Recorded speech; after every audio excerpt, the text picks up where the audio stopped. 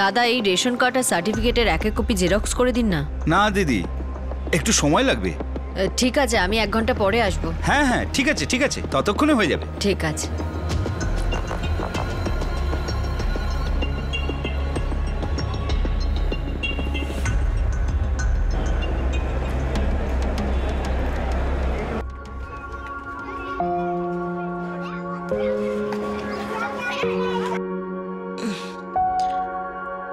না না, nursing bureau, placement agency নয়। নার্সিং ব্যুরো যারা বাড়িতে নার্স প্রোভাইড করে।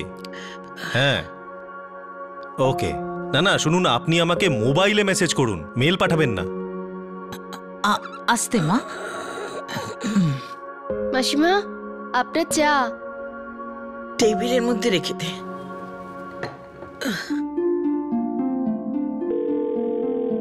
আবেদ হেলথ কেয়ার সার্ভিসেস। আপনার ফুল টাইম নার্স চাই? আগে হ্যাঁ, ফুল টাইম। আমি কিছু লোককে শর্ট লিস্ট করছি আর আপনার বাড়ি পাঠিয়ে দিচ্ছি। কবে নাগাদ পাঠাবেন আপনি?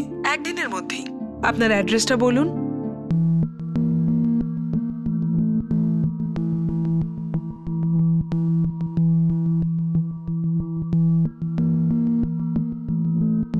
দেখো রাধিকা, আমরা দুজন বড়দায় থাকি, তাই তোমাকে আমার মায়ের পুরো যত্ন নিতে হবে। হ্যাঁ নিশ্চয়ই স্যার, এটাই তো আমার কাজ। ইনজেকশন ঠিকঠাক দিতে পারো তো? হ্যাঁ ম্যাডাম, এক্সপিরিয়েন্সটা দেখুন, রেফারেন্স লেটারটা ওর সাথেই আছে।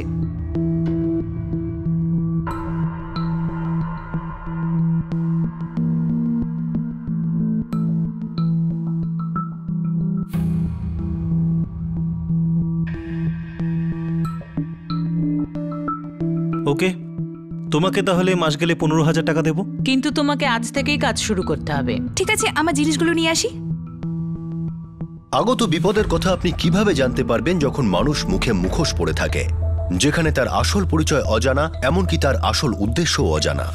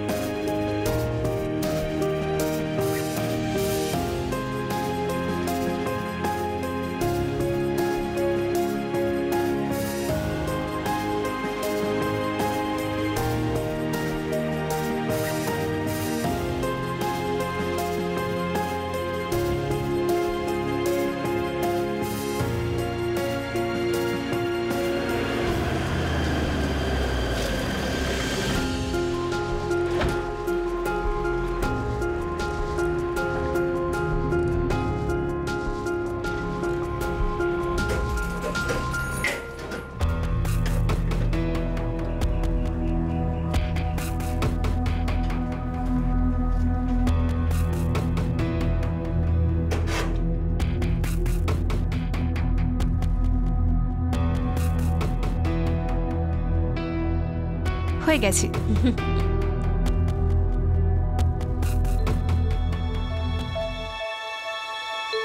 মা, রাধিকাকে তোমার কেমন মনে হচ্ছে? তোমার ঠিকঠাক খেয়াল রাখছে তো? খুব ভালো করে খেয়াল রাখে, আর ওর হাতটাও কিন্তু খুব ভালো। ইনজেকশন এমন করে লাগায় যে আমি বুঝতেই পারি না।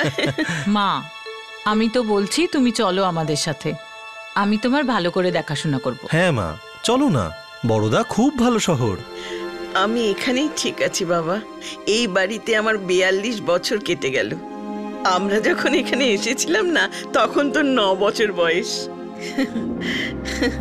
সারা জীবনটাই আমার এখানে কেটে গেল। তোরা আমার জন্য চিন্তা করিস না, আমি ঠিক আছি।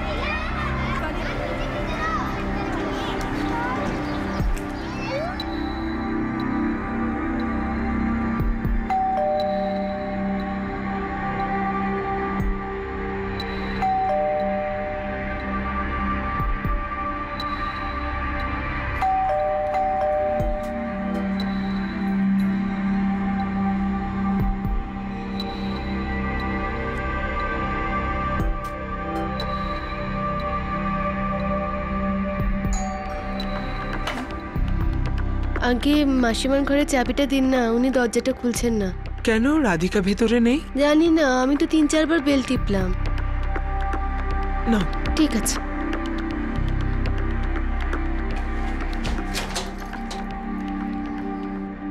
মাসিমা,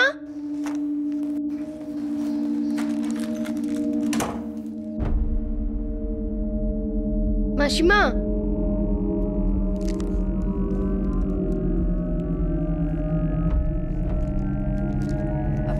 মাসিমা,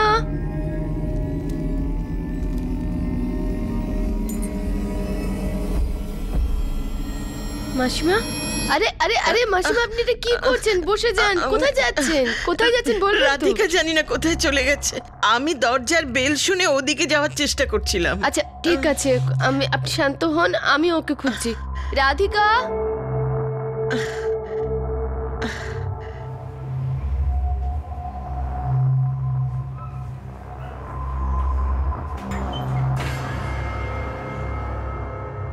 কোথায় গেল?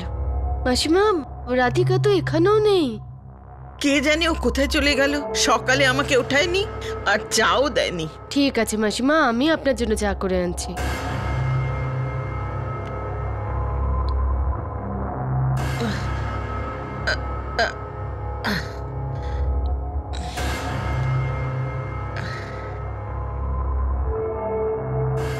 The number you have dialed is currently switched off.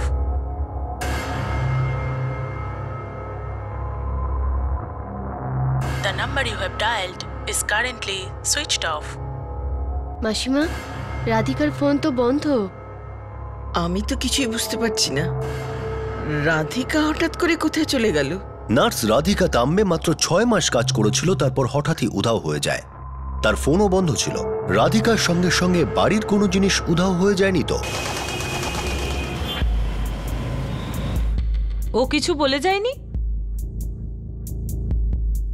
না, কিছু তো বলে যায়নি, কিন্তু এরকমও কোনোদিনই করে না। মা, তুমি একটু চেক করো তো আলমারির চাবিগুলো তোমার বালিশের নিচেই আছে কিনা। দেখছি। হ্যাঁ, চাবি তো এখানেই আছে।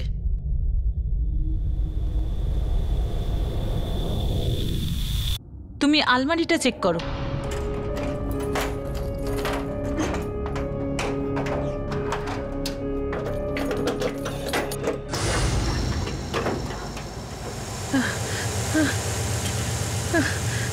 স্নেহা, লকারে তো কিছুই নেই। কি?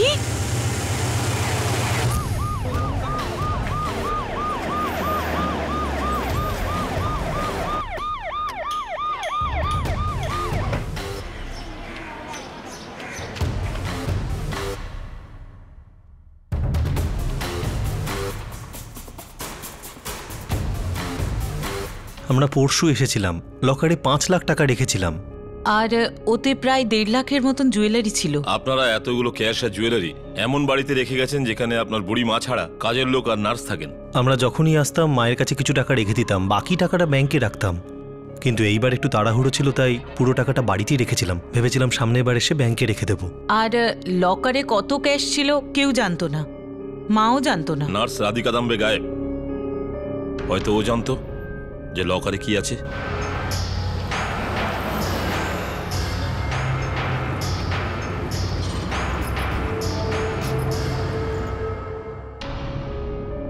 বাবু, আমি তো আলমারিতে হাত পর্যন্ত দিইনি বাবু। আমি তো এখানে বাসন মাজতে, ঝাড় দিতে আর শুধু রান্না করতে আসি বাবু। আমি এখানে সবসময় থাকিও না বাবু।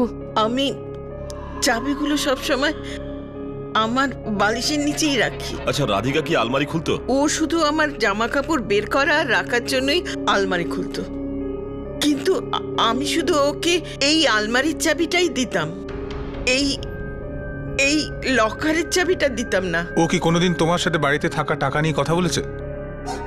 না বাবু। হ্যাঁ, কখনো কখনো কথায় কথায় ও আমাকে এমনি জিজ্ঞেস করতো। দাদা বৌদি মায়ের খুব খেয়াল রাখে না? আরে সাহেব আর মেম সাহেব তো খুব ভালো, ওনারা যখনই আসে তখন অনেক কিছু নিয়ে আসে আর সবকিছু কেনাকাটাও করে দিয়ে যায়। মা তো বেচারি নিজে ব্যাংকেও যেতে পারে না টাকাটা তোলার জন্য। না না, আমার তো মনে হয় না মাসিমার ব্যাংকে যাবার দরকার পড়ে। সাহেব যখনই আসে না কিছু না কিছু টাকা মাসিমাকে দিয়েই যায়। হ্যাঁ সে তো ঠিকই। লকারে 5 লাখ টাকা ক্যাশ ছিল, সেটা রাধিকা কি করে জানলো? আমি জানি না বাবু, আমি ওকে কিছু বলিনি। আমি যখন টাকাটা আলমারির মধ্যে রাখছিলাম তখন মা বাথরুমে ছিলেন, আর রাধিকাও মাকে ওখানে হেল্প করছিল। হতে পারে রাধিকা আপনাকে টাকা রাখতে দেখে ফেলেছিল। ঠিক বলতে পারছি না। ও আপনার বালিশের তলা থেকে চাবি বার করে আলমারি খুলেছে, আর তারপর লকার থেকে ক্যাশ আর জুয়েলারি নিয়ে আলমারি আবার বন্ধ করেছে, আর চাবি নিয়ে আপনার বালিশের নিচে রেখে দিয়েছে, আর তারপর পালিয়ে গেছে। এত কিছু হলো, আপনি কিছু জানতে পারলেন না? হয়তো আমি তখন গভীর ঘুমিয়েছিলাম, আমি তো কিছুই শুনতে পাইনি।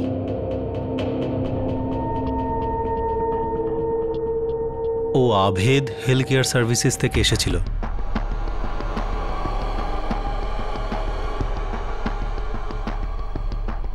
কোনো ফটো নেই ওর? না, ও কোনো ফটো দেয়নি। আমরা ওর পার্সোনাল ইন্টারভিউ নিয়েছিলাম। ওর কাছে ফোন ছিল? হ্যাঁ ছিল, কিন্তু আমাদের ওকে ফোন করার দরকারই পড়েনি। ও সবসময় এখানেই থাকতো। ওর নাম্বারটা দিন।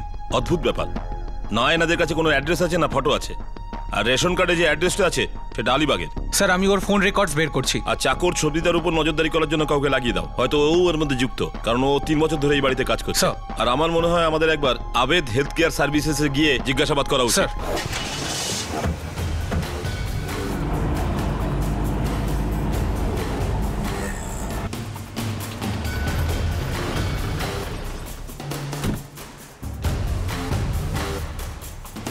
স্যার ওর সার্টিফিকেট আর রেফারেন্স লেটার আমাদের কাছে আগে থেকেই আছে। আমাদের ওর ফটো আর লোকাল অ্যাড্রেস চাই। আমাদের কাছে অ্যাড্রেস আছে কিন্তু ফটো নেই। কেন? আগে আমাদের এখানে প্রসিডিওরের জন্য ফটোর দরকার পড়ে না। কেন দরকার পড়ে না? আপনাদের কাছে ফটো থাকা উচিত। এনিওয়েজ, ওর লোকাল অ্যাড্রেসটা দিন।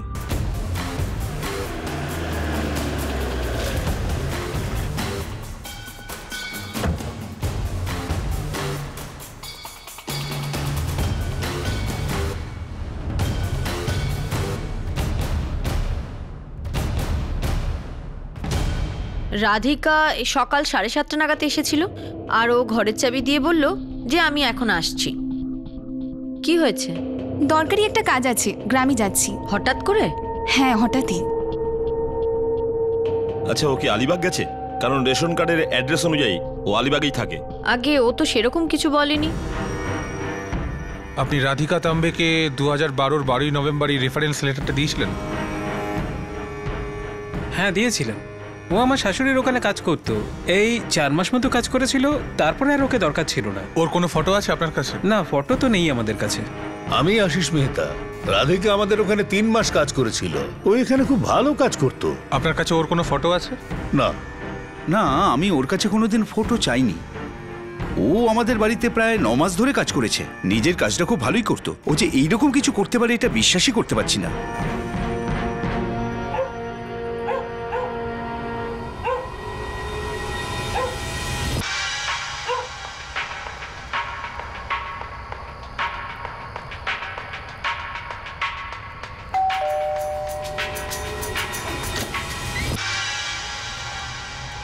দিদি,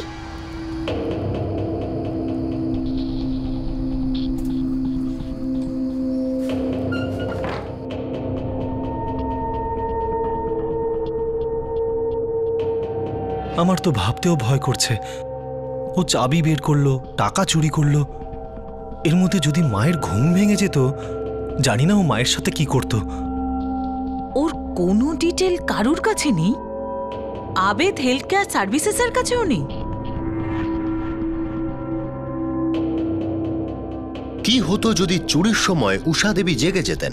রাধিকা তাম্বের দেওয়া পরিচয়ের বিষয়টি ক্রমশ জটিল হয়ে উঠছিল, এমনকি তার আলিবাগের অ্যাড্রেসও, যা কিনা রেশন কার্ডে লেখা ছিল।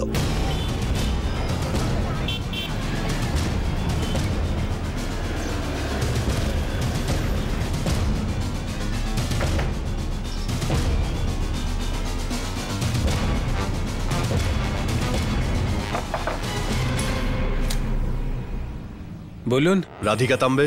রাধিকা তাম্বে এখন তো এখানে থাকে না, ও তো অনেক দিন আগেই চলে গেছে। অনেক দিন মানে? প্রায় 2-2.5 বছর হয়ে গেছে। কোথায় শিফট হয়েছে? ওর বর আর বাচ্চার সঙ্গে পুনেতে চলে গেছে। স্যার, রেশন কার্ডে দেওয়া অ্যাড্রেসটা হয়তো খুব পুরনো বা নকল। রাধিকা তাম্বের কল রেকর্ডসও পেয়ে গেছি। 13ই আগস্ট থেকে ওর ফোন বন্ধ। মানে এই পরিকল্পনাটাও অনেক আগে থেকেই করছিল। স্যার, এর ট্র্যাক রেকর্ড কিন্তু একদম পরিষ্কার। কিন্তু হ্যাঁ, যেসব বাড়িতে ও এর আগে কাজ করেছে সেখানকার বয়স্ক লোকেরা একা থাকতেন না, পরিবারের লোকেরা সঙ্গেই থাকতেন। কিন্তু এই কাজের লোক সবিতার উপর 2জন কনস্টেবল সবসময় নজরদারি করছে। কিন্তু স্যার, মনে হয় না যে ওর এতে কোনো হাত আছে। তার কারণ হলো ও বহুদিন ধরে ওর ফ্যামিলির সাথে এক জায়গাতেই আছে। রাধিকা তাম্বে এমন কাউকে কি ফোন করেছে যাতে কোনো সূত্র পাওয়া যায়? স্যার, এর মধ্যেও 10টা কি 12টা কল করেছে, সেসব নাম্বার আমার কাছে আছে। সব নাম্বার চেক করো। ও একজন সার্টিফাইড নার্স, আমি নার্স অ্যাসোসিয়েশনে চেক করছি, হতে পারে তাদের কাছে কোনো রেকর্ড আছে।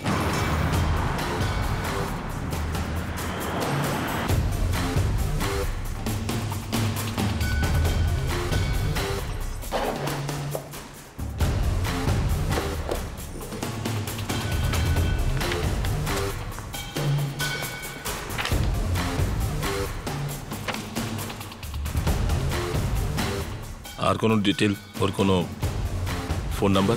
1 minute sir.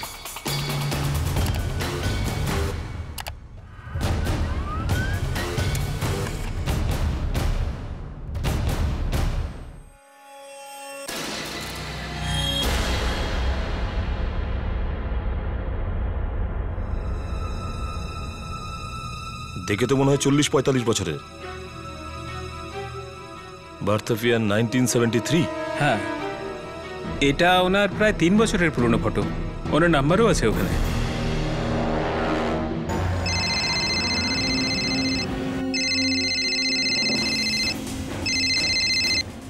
Hello, Radhika Tambe?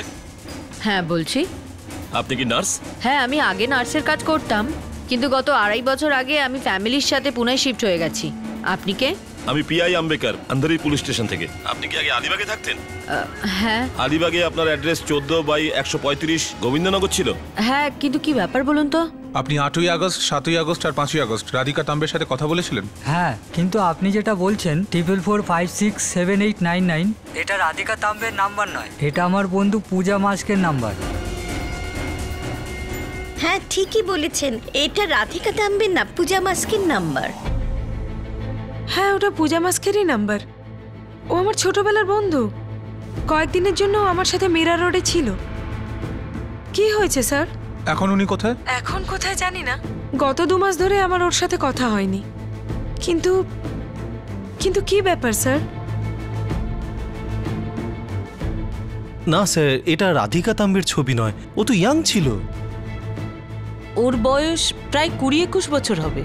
না না, এটা রাধিকা তাম্বে নয়। না না, এর বয়স তো অনেক বেশি। ও তো ইয়াং মেয়ে ছিল। আগে না, এ রাধিকা তাম্বে নয়।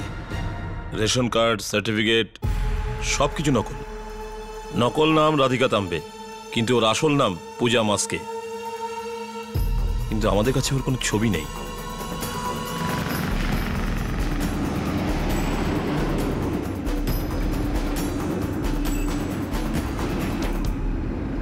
মেয়েটি এই প্রতারণা আর চুরিটা খুবই বুদ্ধি খাটিয়ে আর খুবই চালাকির সঙ্গে করেছিল। এই ক্ষেত্রে সে নিজের পরিচয় কিংবা তার বাড়ির ঠিকানার কোনো প্রমাণই রেখে যায়নি। তার পরের টার্গেট কে হবে সেটাও বুঝতে পারা খুব কঠিন হয়ে দাঁড়িয়েছিল। সে কি অপরাধ করে পার পেয়ে যাবে?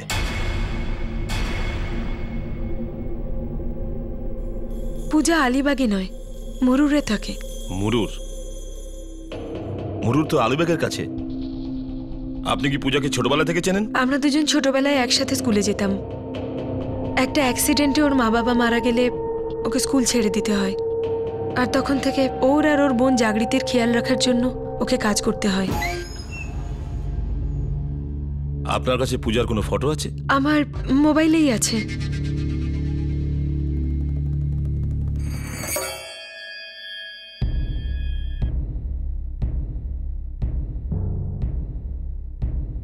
আপনার কাছে ওর মুরুরের অ্যাড্রেস আছে? হ্যাঁ, আছে আমার কাছে। হ্যাঁ স্যার, এটাই রাধিকার ছবি। স্যার, রাধিকা তাম্বে নকল নাম, এই নকল সার্টিফিকেট আর নকল রেশন কার্ড ব্যবহার করেছে। না, আমি তো একে চিনি না। এ আপনার সার্টিফিকেট আর রেশন কার্ডের ভুল ব্যবহার করছে। কিন্তু এটা কি করে হতে পারে? হতে পারে আপনি যেখানে আগে কাজ করতেন সেখানেই ও কাজ করতো। আমি আলিবাগ হেলথ সেন্টারে কাজ করতাম, আর ওকে আমি কখনোই দেখিনি। কিন্তু স্যার, আমি এটা কি করে জানবো যে কেউ আমার নামের আর সার্টিফিকেটের এরকম ভুল ব্যবহার করে লোকেদের বোকা বানাচ্ছে?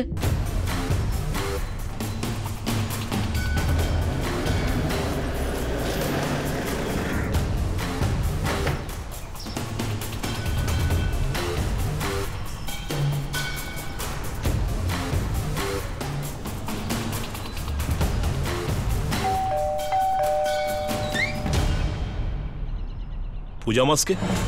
কেউ বাড়িতে নেই। তুমি? জাগৃতি মাসকে। পূজা মাসকে ছোট বোন? হ্যাঁ, দিদি 25শে আগস্ট রাতে বাড়ি এসেছিল আর পরের দিন সকালে চলে গিয়েছিল। কোথায় গেছেন? কিছু বলে যায়নি। আরে তুমি ওর ছোট বোন, কিছু তো কথা হয়েছে, তুমি তো জানবে ও কোথায় গেছে। 4 মাসে একবার আসে আর টাকা দিয়ে আবার চলে যায়।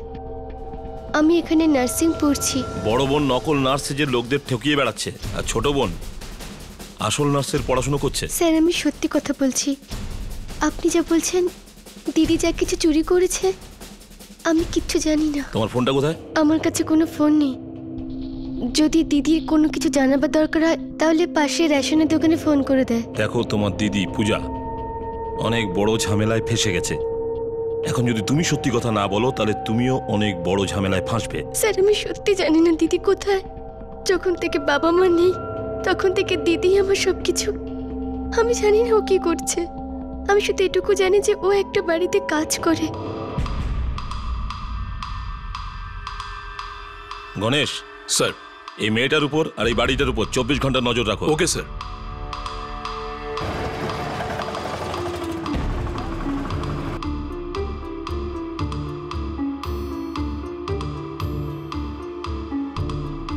আগে না, এই মেয়েটা এখানে কখনো কাজ করেনি।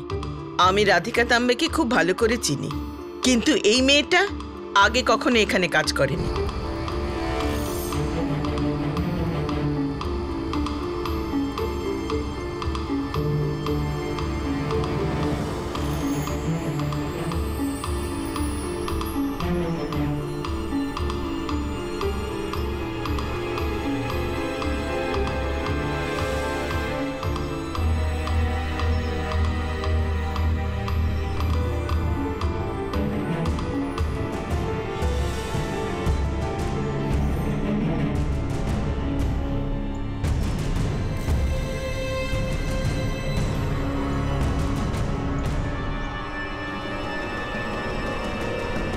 এই জাগৃতির জন্য কোনো ফোন এসেছিল? না তো, কেন? মুম্বাই পুলিশ। যদি ফোন আসে তাহলে আমাকে খবর দেবেন। নম্বর লিখে নিন। স্যার, 7 দিন কেটে গেলেও দিদির কোনো খবর পাওয়া যায়নি। ওর বোন জাগৃতির ওপর আমরা নজরদারি করছি, কিন্তু মনে হয় যে ও সত্যিও দিদির ব্যাপারে কিছু জানে না। তোর বন্ধুদের থেকে খবর নাও যে পূজা মাসকে কিভাবে গায়েব হয়ে গেল। হয়তো অন্য কোনো রাজ্যে গিয়ে অন্য কোনো লোককে ঠকানোর চেষ্টা করে যাচ্ছে।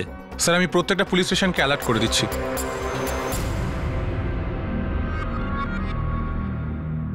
এসব হবার পরে কাউকে কাজে রাখতেই ভয় করছে। দেখো, যা হয়েছে সেটা আমাদের ভুলতে হবে। কোনো ব্যাপার না, তুমি যাও। 2 সপ্তাহের জন্য তো আমি এখানে আছি। এরপরে কি করতে হবে তা পরে ভাববো। দেখো, আমি তো এটাই চাইছি যে মা আমাদের সঙ্গে যাওয়ার জন্য রাজি হয়ে যাক।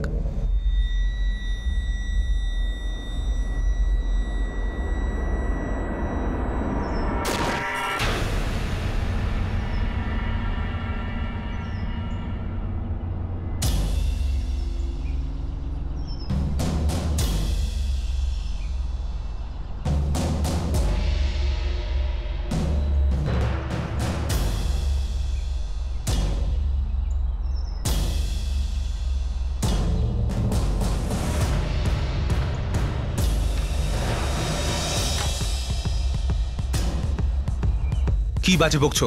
তুমি তো সবসময় বাড়ির পাশেই ছিলে। ও পালালো কি করে? কাল রাতে 2 ঘন্টার জন্য বাড়ির একটা দরকারি কাজে গিয়েছিলাম।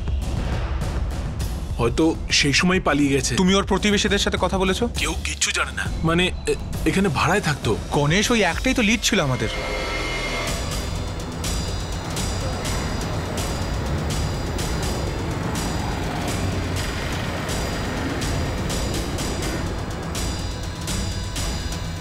কি বলবো দিদি, ওরা সারা দিন ধরে আমার উপর নজরদারি করছে। ভাগ্য ভালো ওরা ঘরে তল্লাশি করেনি। এখন আমরা কোথায় যাব? ব্যাপারটা ঠান্ডা না হওয়া পর্যন্ত একটু ঘুরে বেড়াই।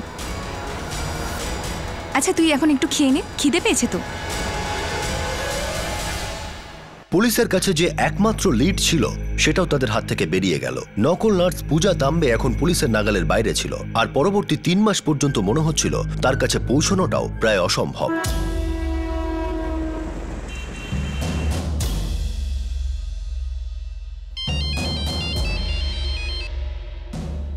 হ্যালো স্যার, আমি অর্চনা দামলে বলছি। হ্যাঁ বলুন। স্যার, আমি পূজা মাস্কের বন্ধু।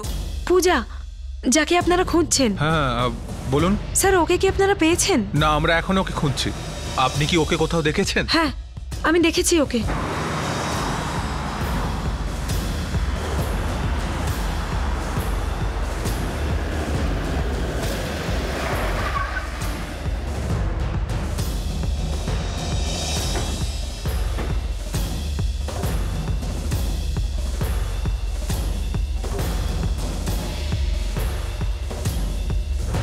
স্যার, এই বাড়িটা।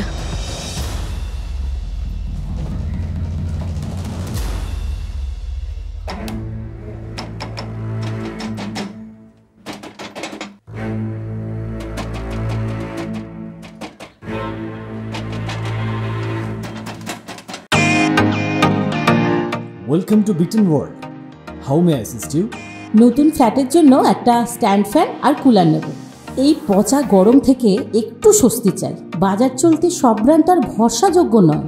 তার জন্য তো আমাদের ফ্যান আছে, all purpose bullet table fan, ceiling fan. আমাদের সিলিং ফ্যান কিন্তু 30 মাসের ওয়ারেন্টি সহ পাওয়া যায়। আছে ফারাটা 2 বছরের ওয়ারেন্টি, 17 থেকে 20 মিটার এয়ার ফ্লো। মধ্যবিত্তের সাধ্যের মধ্যে একমাত্র ভরসাযোগ্য ব্র্যান্ড বিটেন। আমাদের কুলারের কিন্তু অনেক range, 45 litres, 50 litres, 70 litres, 90 litres, 110 litres. Honeycomb সহযোগে বিটেনের সব কুলারের ওয়ারেন্টি 1 বছর। চেনা হাওয়ায় অচেনা অনুভূতির জন্য একমাত্র আদর্শ বিটেন। গরমে স্বস্তি পেতে বিটেনের ফ্যান হোক বা কুলার, আজই আনুন বাড়িতে। Beaten, digitally yours.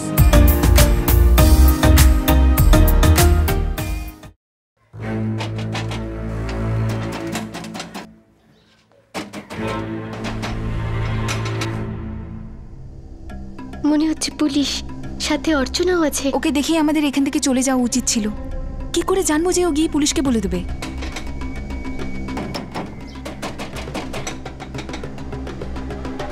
একটা কাজ করো, পিছনে যাও। হয়তো পিছনে কোনো দরজা আছে, যাও। স্যার,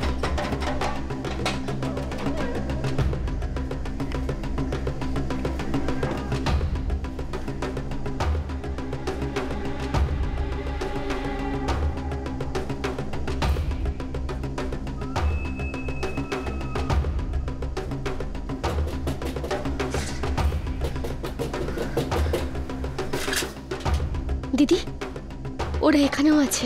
ওরা আমাকে ধরতে এসেছে না? আমি একটা কাজ করি, আমি পালিয়ে যাই। তুই গিয়ে দরজাটা খুলে দে যা। দাঁড়াও, দরজাটা ভাঙো।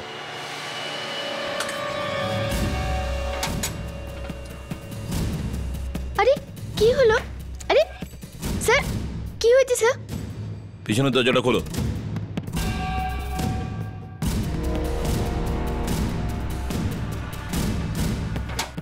তোমার দিদি কোথায়?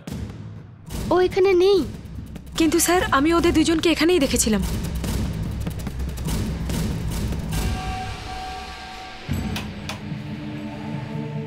দেখো জাগৃতি, সত্যি করে বলো তোমার দিদি কোথায়, নইলে খুব খারাপ হয়ে যাবে। ও এখানে নেই, আমি এখানে একা আছি। মিথ্যা কথা বলো না। আমি সত্যি বলছি স্যার। মিথ্যে বলছে স্যার। যখন আমি ওদের দুজনকে মার্কেটে দেখেছিলাম, আমি এদের পিছু নিয়েছিলাম স্যার, আর এরা দুজন এখানেই ঢুকেছিল। শোনো, ও মুরুরে আছে। ও আমাকে মুরুরের বাড়ি থেকে ফোন করেছিল। আমি বলছি না ও এখানে নেই স্যার। স্যার, সত্যি বলছি।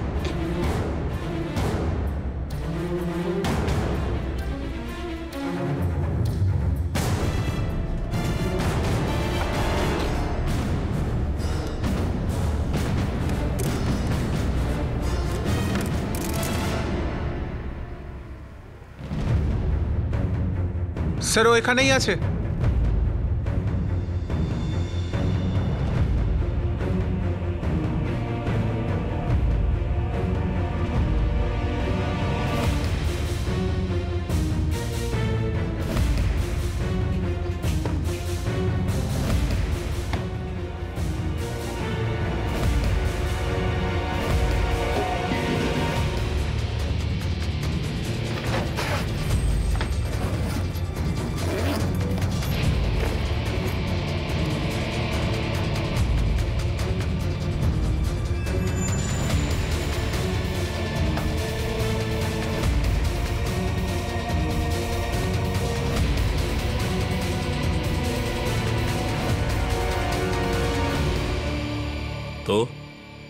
মিস জালিয়াত, আর মিথ্যা গল্প বলে কোনো লাভ হবে না।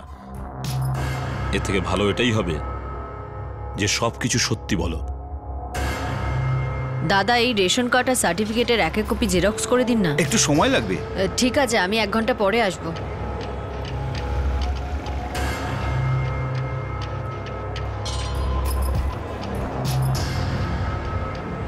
কাকু, এটা একটু জেরক্স করে দাও না। হ্যাঁ দিচ্ছি, 2 মিনিট। এটা রিচার্জ করে নিই।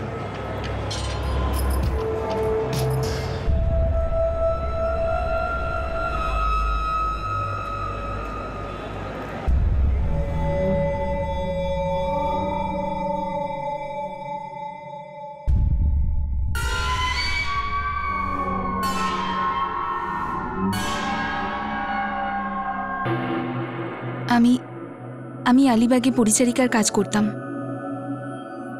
বাড়িতে ঝাড় দেওয়া, বাসন মাজা এইসব। খুব একটা ভালো আয় হতো না স্যার। কাজ করতে করতে লোকেদের ওষুধ দেওয়া, খেয়াল রাখা শিখে গেছিলাম স্যার। যখন ওই সার্টিফিকেটটা দেখলাম তখন ভাবলাম এটা দিয়ে আমি কিছু ভালো কাজ পেতে পারি, ভালো রোজগার করতে পারবো।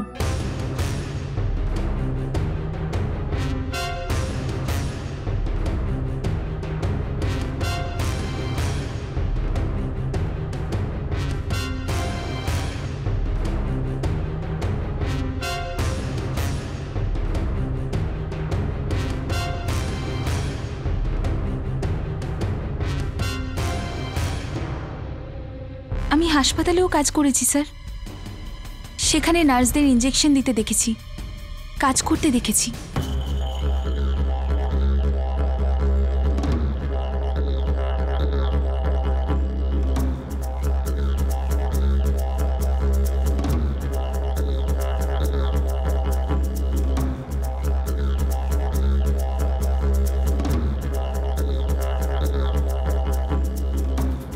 তা তুমি নিজের পরিচয় পাল্টে কাজ করার কথা ভেবেছিলে? প্রথম থেকেই তোমার উদ্দেশ্যটা ছিল বড় লোকেদের বাড়িতে লুট করা?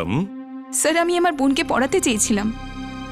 রোজগারটা আমাদের দুজনের পক্ষে যথেষ্ট ছিল না। তুমি একজন বৃদ্ধার বাড়িতে লুট করেছো, একটা এমন বাড়ি যেখান থেকে তোমার আর তোমার বোনের অন্ন সংস্থান হতো। বেশ মোটা মাইনেই দিচ্ছিল ওরা তোমাকে। কিন্তু স্যার, এই রোজগারে এই শহরে চলা যায় না। যা আয় করতাম তা আমার জন্যই যথেষ্ট নয়, আর বোনকেও টাকা পাঠাতে হতো। তোমার এই গরিব অবস্থার জন্য যতই কান্নাকাটি করো না কেন, আসলে সত্যিটা হলো তুমি একজন চোর, যে সুযোগ পেয়েই সদ্ব্যবহার করেছে। Welcome to beaten world. How may I assist you? নতুন ফ্ল্যাটের জন্য একটা স্ট্যান্ড ফ্যান আর কুলার নেব। এই পচা গরম থেকে একটু স্বস্তি চাই। বাজার চলতে সব ব্র্যান্ড আর ভরসাযোগ্য নয়। তার জন্য তো আমাদের ফ্যান আছে, all purpose bullet table fan, ceiling fan. আমাদের সিলিং ফ্যান কিন্তু 30 মাসের ওয়ারেন্টি সহ পাওয়া যায়। আছে ফারাটা 2 বছরের ওয়ারেন্টি, 17 থেকে 20 মিটার এয়ার ফ্লো। মধ্যবিত্তের সাধ্যের মধ্যে একমাত্র ভরসাযোগ্য ব্র্যান্ড বিটেন। আমাদের কুলারের কিন্তু অনেক range, 45 litres, 50 litres, 70 litres, 90 litres, 110 litres. Honeycomb সহযোগে বিটেনের সব কুলারের ওয়ারেন্টি 1 বছর। চেনা হাওয়ায় অচেনা অনুভূতির জন্য একমাত্র আদর্শ বিটেন। গরমে স্বস্তি পেতে বিটেনের ফ্যান হোক বা কুলার, আজই আনুন বাড়িতে। Beaten, digitally yours. তোমার এই গরিব অবস্থার জন্য যতই কান্নাকাটি করো না কেন, আসলে সত্যিটা হলো তুমি একজন চোর, যে সুযোগ পেয়েই সদ্ব্যবহার করেছে।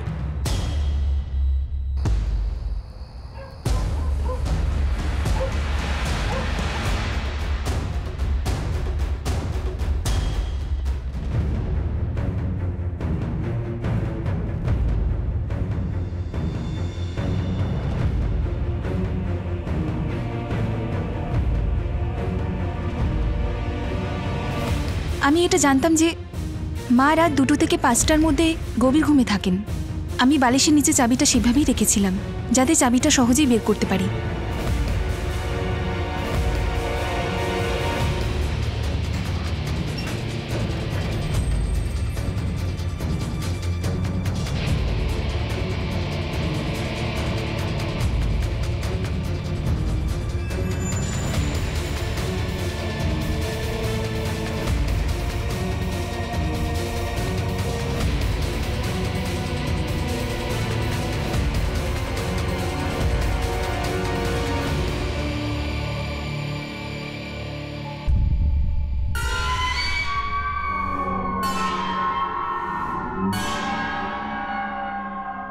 ভগবানের দিব্যি স্যার, আমি এই টাকাটা শুধু আমার বোনের পড়াশোনার জন্যই খরচ করতাম। আর আমি নিজেও পড়াশোনা করে নার্স হতে চেয়েছিলাম। আপনি দেখে নিন স্যার, আমি ওখান থেকে খুব কম টাকা খরচ করেছি। তাতে কিছু যায় আসে না যে তুমি টাকা কম খরচা করেছো না বেশি খরচা করেছো। তুমি টাকা চুরি করেছো, তুমি একটা চোর। কিন্তু আমার বোন চোর নয়, ও সেটাই করেছে যেটা আমি ওকে বলেছি। ও কিছু করেনি স্যার, ওকে ছেড়ে দিন। তুমি নকল পরিচিতির জন্য এত কিছু করেছো, এমন একটা বাড়ি খোঁজার জন্য যেখানে তুমি চুরি করতে পারো। কি দরকার ছিল এগুলো করার? কারণ যেখানে যেখানে কাজ করেছো সেখানে আমরা খোঁজ নিয়েছি, সবাই একই কথা বলেছে যে ও খুব ভালো মেয়ে, খুব পরিশ্রমী। আরও একটু পরিশ্রম করলে জীবনে অনেক উন্নতি করতে পারতে।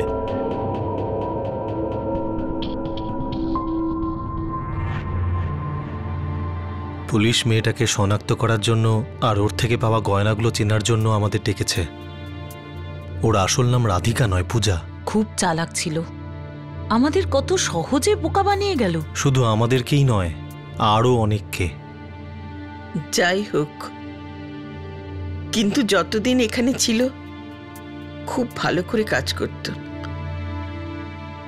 আমার খেয়াল রাখত। ওর এসব করার কি দরকার ছিল?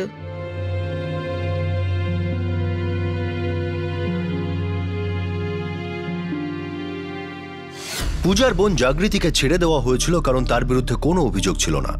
পূজার বিরুদ্ধে আইপিসির ধারা 381 অর্থাৎ ক্লার্ক বা চাকর দ্বারা নিজের মালিকের সম্পত্তি চুরির কারণে, আর 419 অর্থাৎ অন্যের পরিচয় ভাড়িয়ে নিজের পরিচয় দিয়ে কাউকে ঠকানোর অভিযোগে গ্রেফতার করা হয়েছে। চার্জশিট ফাইল করা হয়ে গেছে, আর পূজা এখন জামিনে বাইরে আছে। একদিক থেকে দেখতে গেলে একটি মেয়ে কত সহজে কিছু নকল কাগজপত্রের সাহায্যে অন্যের পরিচয়কে নিজের বলে চালালো আর তার সাহায্যে কাজ হাসিল করলো, আর তাও আবার নার্সের কাজ, যার জন্য প্রশিক্ষণ প্রয়োজন হয় আর ভুল হলে মানুষের প্রাণও যেতে পারে। আর অন্যদিক থেকে দেখতে গেলে এই ব্যুরো আর প্লেসমেন্ট এজেন্সি, যাদের কাজ হলো ক্যান্ডিডেটের ব্যাপারে খোঁজ খবর নেওয়া, সবকিছু ভেরিফাই করা। কিন্তু ভেরিফিকেশনের কথা বাদ দিন, ক্যান্ডিডেট তো ছবি ছাড়াই কাজ করে যাচ্ছে। এই ব্যাপারটাই যথেষ্ট শকিং। মানুষ মিথ্যা কথা বলবেই, প্রতারণাও করবে, কিন্তু আপনি কাকে দোষ দেবেন? মানুষের তো লজ্জাই নেই। সর্বত্র চলতে থাকা দুর্নীতি আর স্ক্যামের মাধ্যমে লজ্জা শরমের তো মাথা খেয়ে ফেলেছে। আর এসব সত্ত্বেও কিছু নেতা লজ্জা শরম সবকিছু ভুলে জনদরদি সেজে ঘুরে বেড়াচ্ছে। আমাদের এই প্রশাসনিক ব্যবস্থা কখনোই ঠিকভাবে জনগণের খেয়াল রাখেনি। আর যখন ভোট দেওয়ার সময় আসে তখন সবাই মিলে মিথ্যে প্রতিশ্রুতি দিতে থাকেন যে আগামী 5 বছরে সবকিছু বদলে যাবে। কারো মধ্যে লজ্জা শরম বলে কিছু নেই। পূজার শাস্তি পাওয়া উচিত, অবশ্যই পাওয়া উচিত। ওর এই ভাবনাটা একদম ভুল ছিল যে অপরাধ করেও পার পাওয়া যায়। অপরাধ করে কেউ লাভবান হয় না। Crime never page. আর একজন সাধারণ নাগরিকের পক্ষে তো কখনো সম্ভব না, কখনোই না। সত্যিটা হলো যে পূজা একজন বুদ্ধিমতী যুবতী ছিল। সে নিজের ক্ষমতায় পরিশ্রম করে অনেক কিছু হাসিল করতে পারত। তার নকল পরিচয়ের আশ্রয় নেওয়ার কোনো দরকার ছিল না। আমরা আশা করছি যে ও এই ব্যাপারটা বুঝতে পারবে আর নতুনভাবে জীবন শুরু করবে। এই সমস্ত আশাগুলোই সাধারণ মানুষের ভরসা, আমাদের সবার শক্তি। আর এই শক্তি আমাদের চারপাশে ঘটতে থাকা লজ্জাজনক ঘটনাসমূহ আর জঘন্য কাজের থেকে সুরক্ষিত রাখবে। আপনাদের সাথে আবার দেখা হবে ক্রাইম পেট্রোল 10 থেকে আরো একটা নতুন কেস নিয়ে। ততক্ষণ নিজের খেয়াল রাখবেন, সুরক্ষিত থাকবেন, আর এই বিষয়টা রেকর্ড অবশ্যই রাখবেন যে আপনি আপনার ইম্পর্টেন্ট ডকুমেন্টের কপি কাকে আর কেন দিচ্ছেন। জয় হিন্দ।